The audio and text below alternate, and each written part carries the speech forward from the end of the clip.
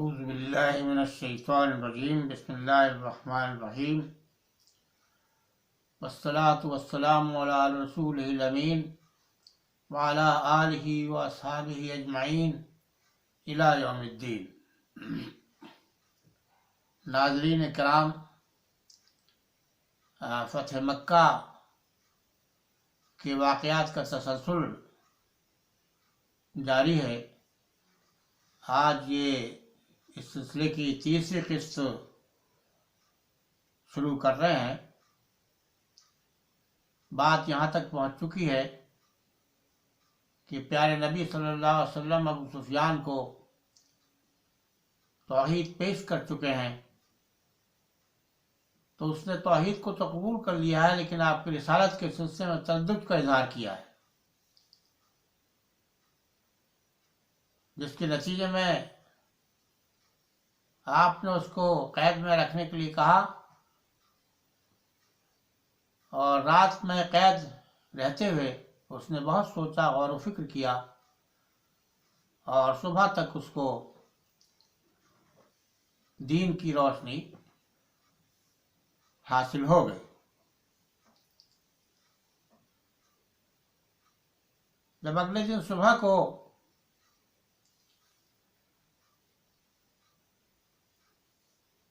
رسول اللہ صلی اللہ علیہ وسلم نے لشکر کے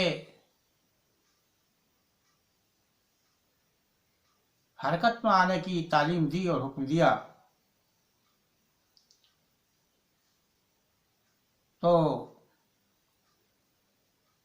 اس پریڈ کو دیکھنے کے لیے رسول اللہ صلی اللہ علیہ وسلم نے ابو سفیان کو حضرت عباس کے ذریعے سے ایک اونچے مقام تک پہنچا دیا۔ حضرت عباس سے آپ نے فرمایا کہ اسے کسی ایسے مقام پر کھڑا کرو کہ جب اسلامی فوجیں گزریں تو اس کے سامنے سے گزریں اور اس منظر کو یہ دیکھے، تاکہ اس کی نگاہ میں اسلامی افواج کا منظر سامنے ہو اور اس کی عظمت کا یہ خود اپنی آنکھوں سے مشاہدہ کرے۔ غرض یہ کہ ایسا ہی کیا گیا، اور جیسے جیسے وہ اس منظر کا مشاہدہ کر رہا تھا، اس کے دل میں مسلمانوں کی، اسلام کی، پیارے نبی صلی اللہ علیہ وسلم کی عظمت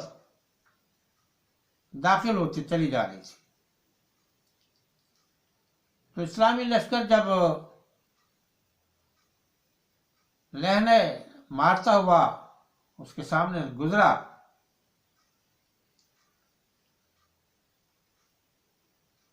تو سب سے پہلے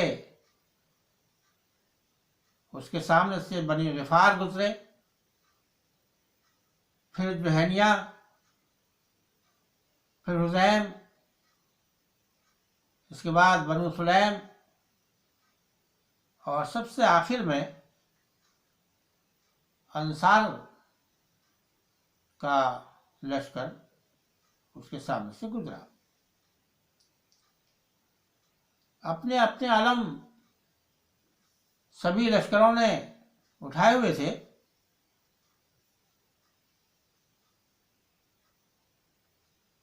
تو انصار کے جو سالار تھے وہ حضرت سعد بن عبادہ تھے۔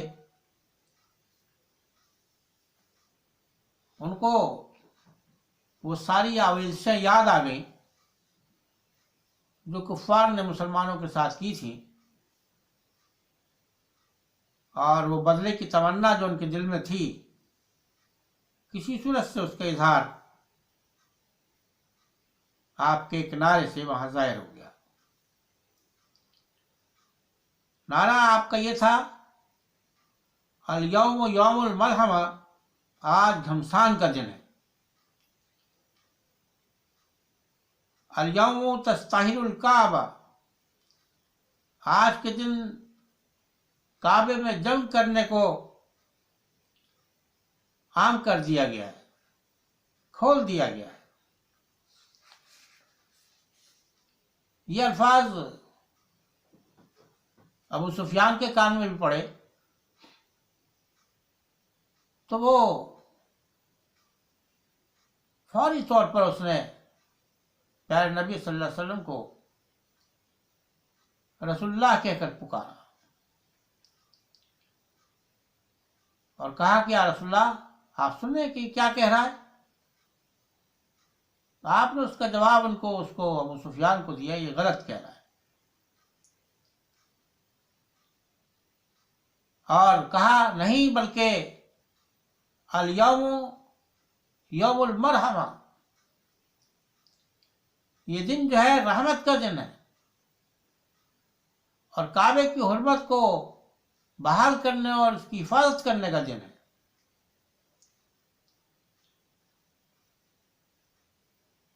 یہ جملہ ایسے موقع پر فوجی ادا کرتے ہیں اکثر، لیکن رسول اللہ صلی اللہ علیہ وسلم کو کعبۃ اللہ کی حرمت کا بھی خیال تھا اور خود مسجد حرام کی حرمت کا بھی خیال تھا، اور مکہ انہی دو مقامات کی وجہ سے بتاتے خود ایک محترم مقام ہے، تو آپ نے محسوس کیا کہ یہ لشکر جس کا سالار ابھی سے اس طرح کے اعلان کر رہا ہے، تو اس کا آپ نے انکار ہی نہیں کیا اس سے، بلکہ پیارے نبی صلی اللہ علیہ وسلم نے حضرت سعد بن عبادہ سے علم بھی لے لیا، اور اب یہ علم آپ نے انہی کے بیٹے کو عطا فرمایا۔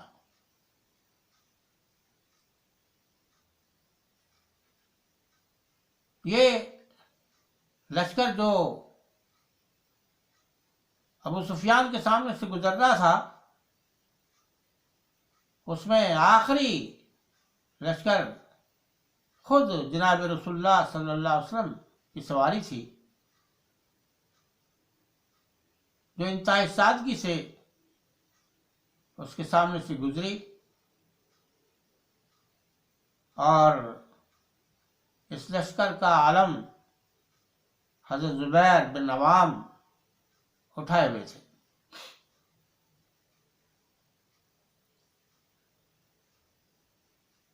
آپ نے عام عفو درگزر والی پالیسی کا اعلان اس موقع پر فرمایا، جن کی چند شقیں یہ ہیں: کوئی مسجد حرام میں داخل ہو گیا تو وہ پناہ میں ہے، کوئی ابو سفیان کے گھر میں داخل ہو گیا تو اس کو بھی پناہ ہے، جو کوئی ہتھیار نہ اٹھائے اس کے لیے امن ہے، جو کوئی اپنا دروازہ بند کر دے وہ پناہ میں ہے، عورتیں، بچے اور بوڑھے سب امن میں رہیں گے۔ اس اعلان کے بعد پیارے نبی صلی اللہ علیہ وسلم مکہ شریف میں اس شان سے داخل ہوئے کہ آپ کا سر مبارک رب جلیل کے آگے شکر اور عاجزی کے ساتھ اس طرح جھکا ہوا تھا کہ آپ کی پیشانی کجاوے کے چھو رہی تھی، اور آپ کی زبان پر سورہ فتح کی آیات جاری تھی۔ غرض پورے امن کے ساتھ مکہ فتح ہو گیا،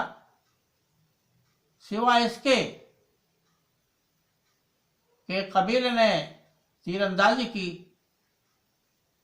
جس سے کچھ مسلمان زخمی ہوئے، تو حضرت خالد نے اس کا مقابلہ کیا اور نتیجہ اس کا یہ نکلا کہ یہ حملہ کرنے والے تقریباً 15 نعشیں چھوڑ کر بھاگے۔ پیارے نبی صلی اللہ علیہ وسلم نے جب تلواروں کی چمک دیکھی تو استفسار کیا. لوگوں نے بتایا کہ پہل انہی کی طرف سے ہوئی تھی. تو پیارے نبی صلی اللہ علیہ وسلم نے کہا کہ اگر کوئی شخص پہل کرے تو اس کو بالکل صفایا کر دیا جائے. بہت سختی سے آپ نے اس معاملے کو لیا. لیکن بہرحال اس کے بعد کوئی اور واقعہ ایسا نہیں ہوا. بالعموم مکہ شریف میں مسلمانوں کی حاضری، مسلمانوں کا داخلہ بغیر کسی خوریزی کے ممکن ہو گیا. پیارے نبی صلی اللہ علیہ وسلم سے آپ کے ساتھیوں نے پوچھا کہ آپ کیا وہیں قیام کرنا پسند کریں گے جو آپ کا گھر تھا؟ تو آپ نے فرمایا بڑے دردمندانہ لہجے میں کہ عقیل نے وہ مکانات رہنے ہی کب دیے، ان کو بیچ دیا، تو وہ میرے مکان